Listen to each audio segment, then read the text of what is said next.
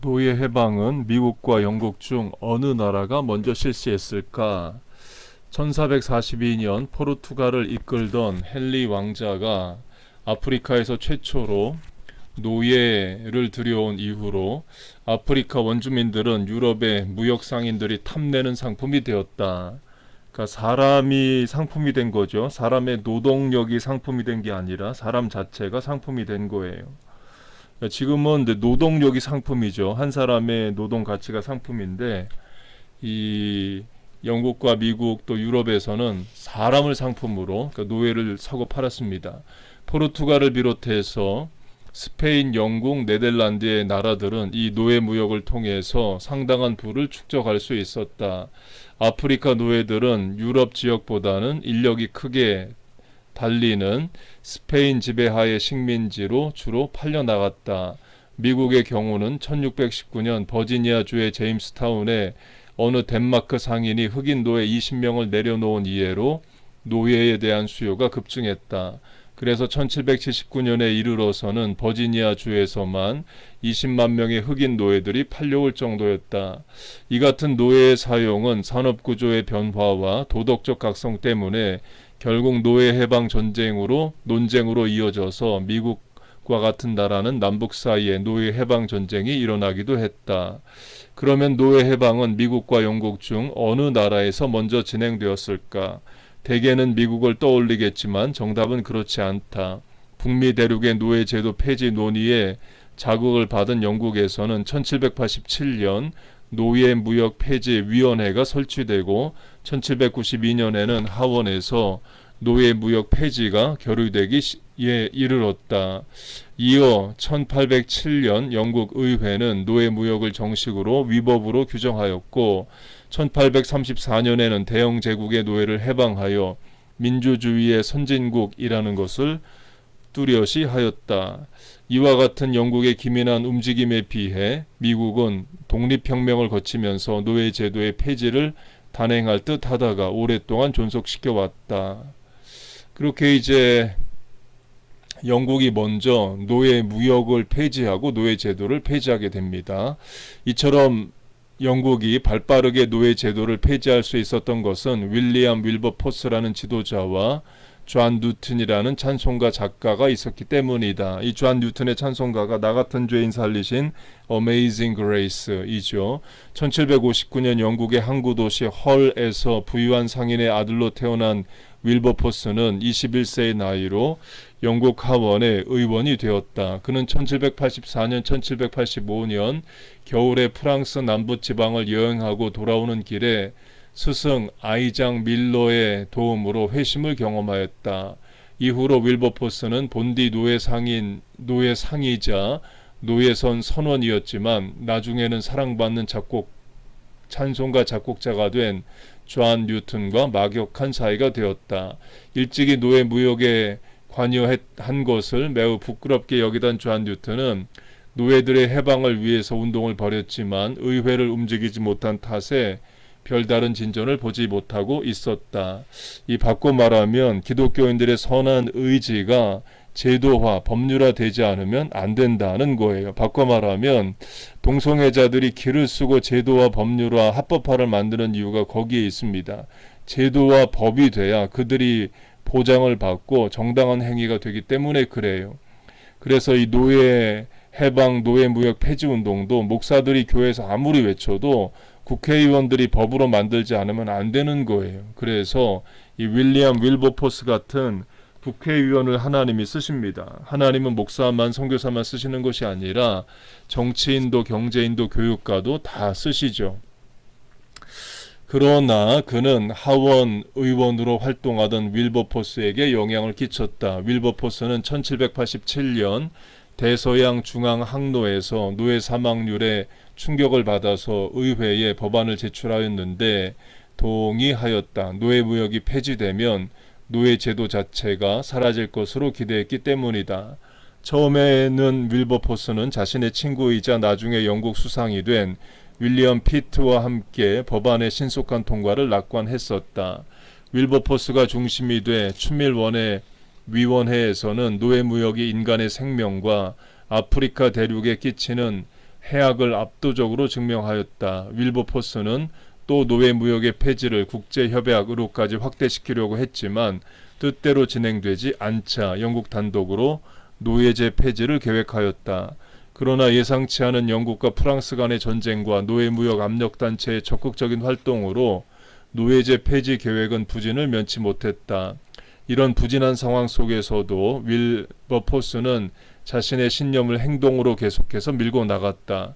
그는 하원 의원들과 법률가들 그리고 홍보자들로 이루어진 팀을 이끌면서 자신의 계획들을 구체화시켜 나갔다. 결국 영국 의회의 여론은 윌버포스 쪽으로 돌아섰고 1807년 2월 23일 영국 하원은 노예 무역 폐지를 엄청난 표차로 통과시켰다.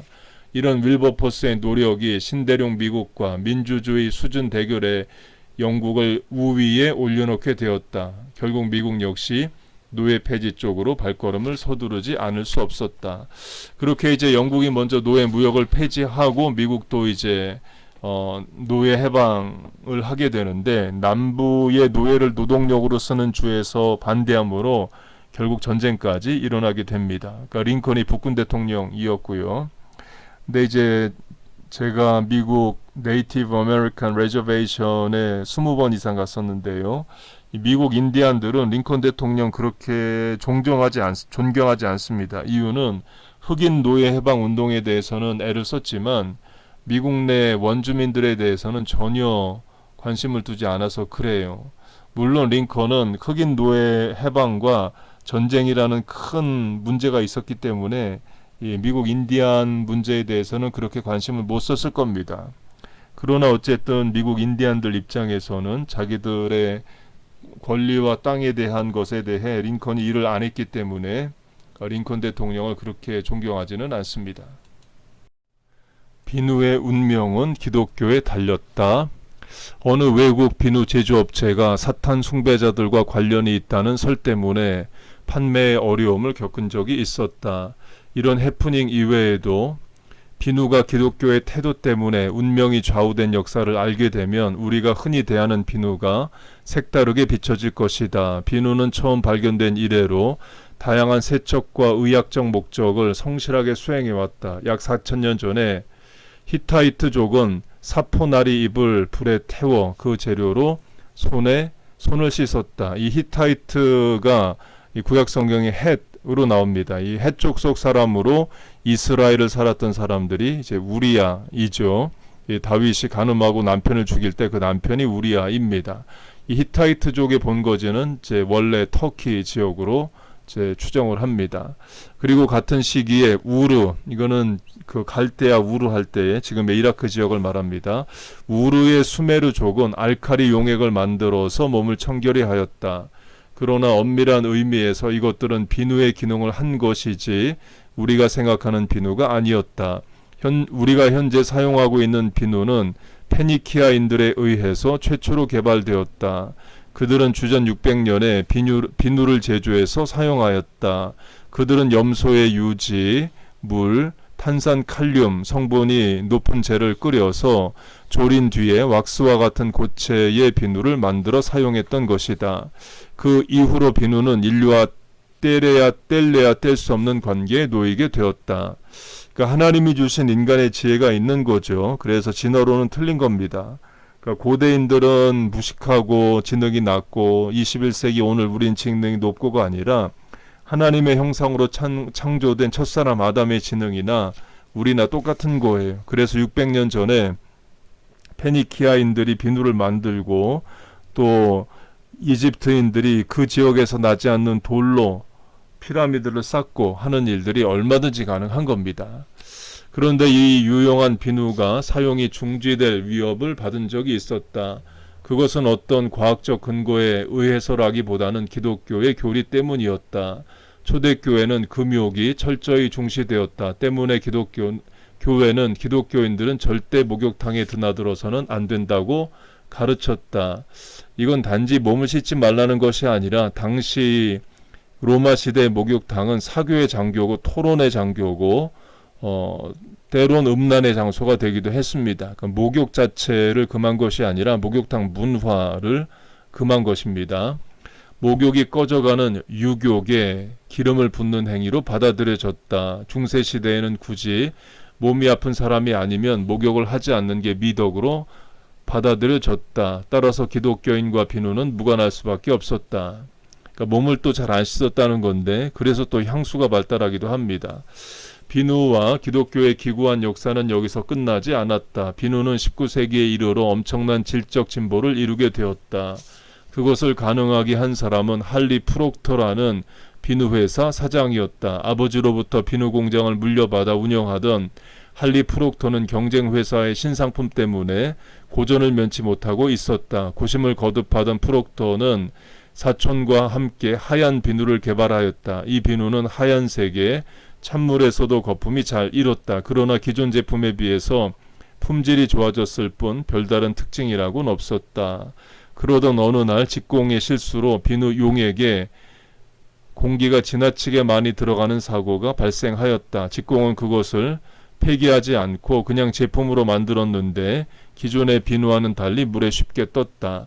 이렇게 해서 사상 최초로 물에 뜨는 비누가 출현하게 되었다. 프록터는 사람들의 엄청난 성원을 받으며 생산을 거듭하던 그 하얀 비누의 이름을 빨리 결정하지 못해서 애를 먹고 있었다. 어느 주일 아침에 교회에 참석한 프록터는 모든 가능한 이름들을 머릿속에 떠올리며 고심을 하고 거듭하고 있었다. 그런데 강단에서 어느 목사가 시편 45편을 읽어 내려가는 순간 프록터의 머리에 번개처럼 영감이 스쳤다. 왕의 모든 옷은 모략과 침향과 육개의 향기가 있으며 상아 아이보리 궁에서 나오는 현악은 왕을 즐겁게 하도다. 날개 돋친 듯 팔리던 하얀 비누가 아이보리라는 이름을 얻게 되는 순간이다. 이후로 미국에서 아이보리 비누는 누구도 넘볼 수 없는 비누의 대명사가 되었다. 비누의 보급을 지연시킨 기독교인의 태도와 성경에서 아이디어를 얻은 프록터의 기지가 묘하게 대비되는 재미있는 일화이다. 이 미국에도 아이보리라는 비누 쉽게 살 수 있고요. 살 수 있습니다.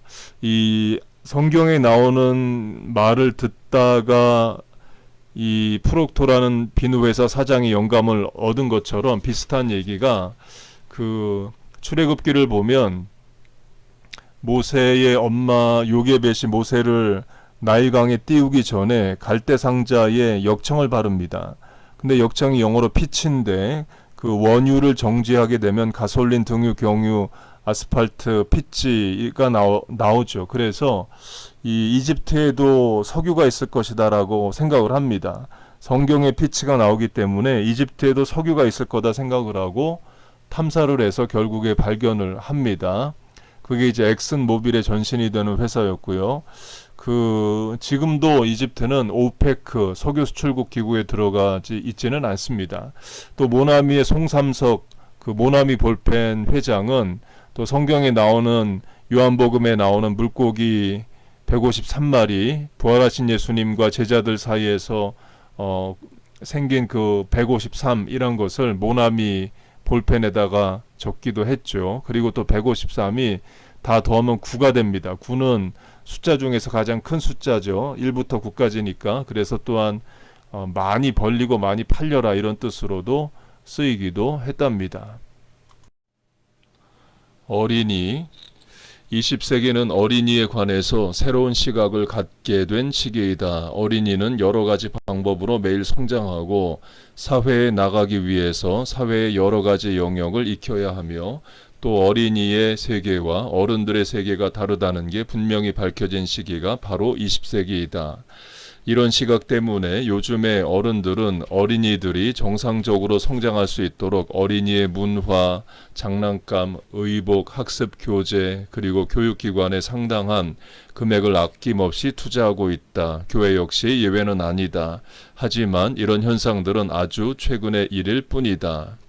우리나라에서 한국에서 어린 아이들이 어린이라는 말을 갖게 된 지 오래지 않지만 미국도 사정은 다르지 않다. 어린이의 옷은 어른과 달라야 한다는 아동복의 개념을 철학자 에라스무스가 최초로 주장했지만 사람들에게 완전히 받아들여진 것은 18세기의 일이었다. 이 에라스무스는 이제 우신예찬 The Praise of 팔리갓을 쓴 그 철학자면서 카톨릭 내의 성경 번역자이고 종교 개혁가입니다. 그러나 말씀드린 대로 제 루터처럼 새로운 교회를 만들길 바라진 않았고 카톨릭 안에서의 개혁을 주장을 했었습니다. 네, 그런데 이 에라스무스가 천재인 것이 어린이의 옷은 어른과 달라야 된다. 지금 생각하면 아동복이 따로 있어야 되는 건 뭐 당연한 건데 아동복이 따로 있어야 된다라는 생각 자체가 이제 15세기 말 16세기 초의 생각이라는 거죠. 그럼에도 불구하고 이게 현실화된 것은 17세기의 일이라는 겁니다. 어린이들이 생일을 기념하는 풍습은 18세기까지도 전혀 찾아볼 수 없었다. 그러니까 지금은 아이들이 자기 생일이 권리인 줄 알죠. 그래서 선물 내놓으라고 부모에게 이야기를 하고 하지만 이 사실은 18세기까지도 어린이 생일을 축하를 안 해줬다는 겁니다. 지금의 생일잔치에서 빠진 게 뭐냐면 부모에게 감사하는 게 빠져 있어요.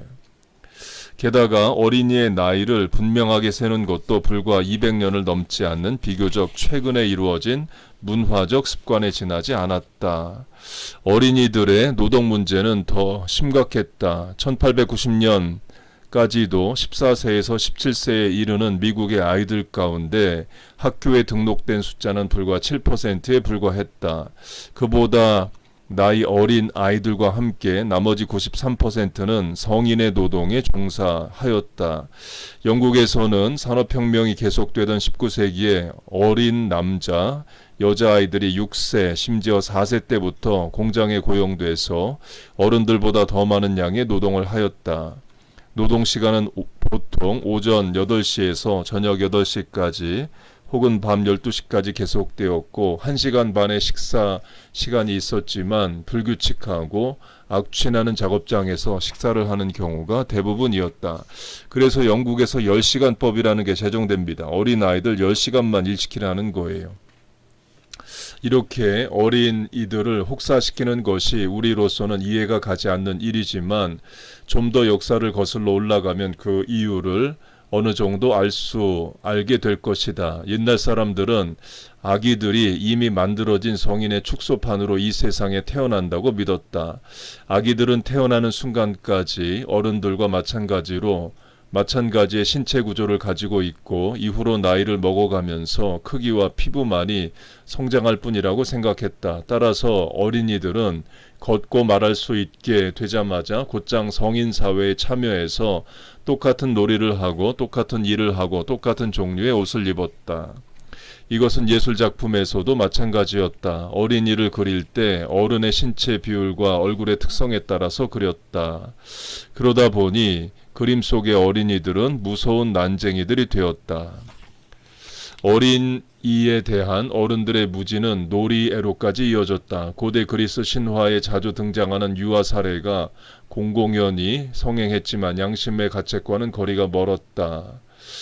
영국에서는 아기를 꽁꽁 묶어서 공처럼 서로 주고받으며 노는 잔인한 풍습이 있었는데 실제로 헨리 4세의 동생이 이쪽 창문에서 저쪽 창문으로 던지는 놀이를 하다가 떨어져 죽은 일까지 있었다고 했다.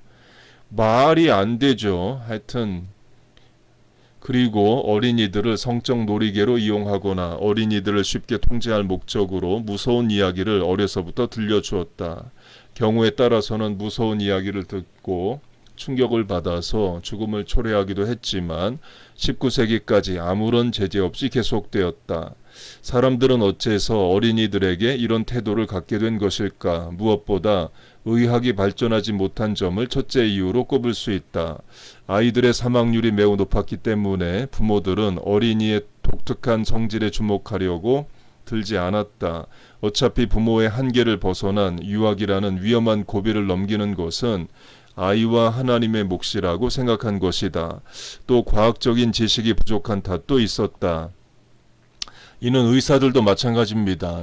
미국에서도 20세기 초반까지만 해도 의사들이 수술하면서 담배 피고 또 심지어 TV에 나오는 아나운서들이 또 뉴스 진행자들이 토크 쇼 같은 걸 하면서 담배 피면서 했었어요. 그러니까 미국도 그런 때가 있었습니다. 임신을 하게 되면 완전하게 만들어진 인간이 정자나 난자에 이식된다고 사람들은 생각했다. 이 주장은 18세기 후반에 현미경에 발명되면서 사라졌다. 끝으로 조기 사망도 어린 이들이 비참한 대우를 받게 되었다. 과거에는 평균 수명이 매우 짧아서 할아버지나 할머니들이 거의 없었다. 때문에 어린이들은 어머니의 품을 떠나자마자 노동을 하거나 거리로 쏟아져 나오게 되었다. 네, 어린이도 하나님의 형상이라는 것이 이제 필요한 거죠. 한국도 그래서 어린이날이라는 게 만들어지기도 했습니다. 또 교회학교가 중요한 것이 이 교회의 미래가 또 어린이들에게 달려 있습니다. 우리 평화교회 교회학교를 위해서 기도해 주시고 어린이부, 중고등부, 잉글리시 미니스트리 다 하나님께서 복을 주시기를 여러분 또 기도해 주시기 바랍니다. 마사다 전투. 성지 이스라엘을 관광할 경우 반드시 거쳐야 할 곳으로 꼽히는 곳 가운데 하나가 바로 사해 서쪽 연안에 자리 잡고 있는 높이 440m의 요새 마사다이다. 사해를 마주하고 있는 이 안반지대 요새는 1세기 주후 73년에 로마인들의 침입에 맞서 무려 3년 동안을 버티던 960명의 유대인들이 코앞에 닥친 함락을 앞두고 모두 다 함께 자결함으로써 결코 굴복할 줄 모르는 유대인들의 기상을 온천하에 떨친 곳으로 널리 알려져 있다. 이제 이스라엘에도 이제 군대가 있고 장교들이 있죠. 장교 임관을 이 마사다에서 한답니다. 그러니까 우리가 목숨 걸고 나라 지키자 이런 거죠. AD 70년에 로마 장군 디도 타이터스 나중에 로마 황제가 됩니다. 로마 황제에 의해서 예루살렘이 함락이 됩니다. 그러나 이제 전체 이스라엘이 다 함락된 것은 아니고요. 또 일부 저항군들이 마사다 요새에 올라가서 3년을 저항하게 됩니다. 그리고 결국 로마 군인들이 토성을 쌓아서 이제 침략을 하게 되자 항복하느니 다 죽어버리겠다고 다 자결을 합니다. 이런 마사다의 비극을 상세하게 전한 사람이 유대 역사가인 요세푸스였다. 그는 자신의 유대 전쟁사에서 마사다의 영웅적인 전투의 전말을 이렇게 소개했다. 엘레아차르는 로마 군에 맞아 죽거나 포로가 되는 것보다 자유로운 몸으로 죽는 편이 낫다고 전사들을 설득했다. 그러자 그들은 함께 요새에 들어와 있던 처자들을 죽였다. 계백장군 비슷하죠. 계백장군이 황산벌 전투에 나가기 전에 처자를 죽이고 나갑니다. 결국 김유신이 이기게 되는데 계백장군 비슷합니다. 이어서 전사들은 제비로 10명을 뽑았다. 이 10사람은 전원을 죽여야 했다. 제비 뽑기가 끝나자 각자 이미 싸늘한 시체로 변에 누워있는 처자 곁에 누워 그들을 꼭 껴안고는 내치지 않은 임무를 맡은 이들에게 스스로 목을 내밀었다. 10사람은 망설임 없이 모두를 죽였다. 그리고 나서 10사람은 자기들 중에 다시 한 사람을 제비로 뽑았다. 여기서 뽑힌 한 사람이 나머지 9사람을 죽이고 최후에는 자신에게도 죽음의 일격을 가해야 했다. 마지막 남은 전사는 이 끝없는 사륙의 과정에서 아직 숨이 완전히 끊어지지 않아 여전히 자기 손이 필요한 자는 없는지 쓰러져 있는 죽은 자들을 둘러보았다. 모두가 죽은 것을 확인한 이후 최후의 전사는 성안 곳곳에 불을 질렀다. 그리고 있는 힘을 향해 다해 자기 몸에다가 칼을 찔러놓고 가족 곁에 털썩 쓰러졌다.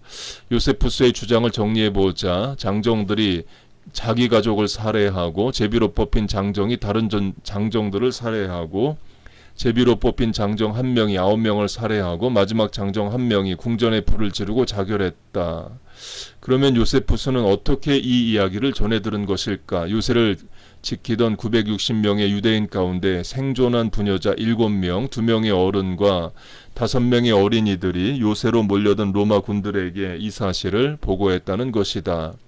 이런 요세푸스의 주장은 어느 정도나 신빙성이 있을까? 학자들에 따르면 마사다의 비극에 대한 요세푸스의 증언으로부터 적어도 4가지 정도의 허구를 찾아낼 수 있다고 한다. 먼저 전쟁에서 패배한 사람들이 집단적으로 자살했다는 이야기는 지중해 주변에서 16건이나 발견될 정도로 흔한 주제였다. 때문에 학자들은 마사다 사건 역시 문학적 상상력에서 비롯된 이야기가 아닐까 하고 의심하고 있다. 둘째, 마사다의 발굴 결과 요세푸스의 증언이 허구라는 게 밝혀졌다. 다른 곳에서 6월 25점이 발굴되었기 때문이다. 셋째, 요세푸스에 따르면 로마군은 난공불락이었던 마사다 요새를 점령하기 위해서 토성을 쌓고 공격하여 서쪽 외벽과 내벽을 무너뜨리고 나서 다음날 입성했다고 한다.